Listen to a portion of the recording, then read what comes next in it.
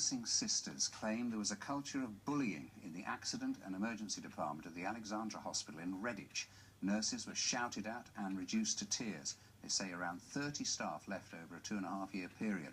But the Worcestershire Acute Hospitals Trust says the issues were fully investigated and there was no evidence of bullying. Our health correspondent Michele Paduano reports. Mandy Bridgman now has plenty of time to play with her grandson, Harrison. For 36 years, she was a nurse, working 27 of those in accident and emergency in Redditch and becoming a sister. She retired early last April, having had months off sick. Somebody somewhere along the line has got to take notice of this because so many lives are being ruined.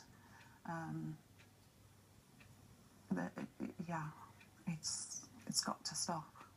And that's all I've ever wanted, it was to stop. She and another sister put in grievances claiming junior staff were shouted at and mistreated. When their case was dismissed, they appealed, and a third nurse has also provided evidence of 2 colleagues who'd been reduced to tears. Staff have called more junior staff that they've been working with imbeciles. I've been shouted at personally. I was actually told to get out. Worcestershire Acute Hospitals NHS Trust says their claims were fully investigated and it was untrue that 26 staff left because they were bullied.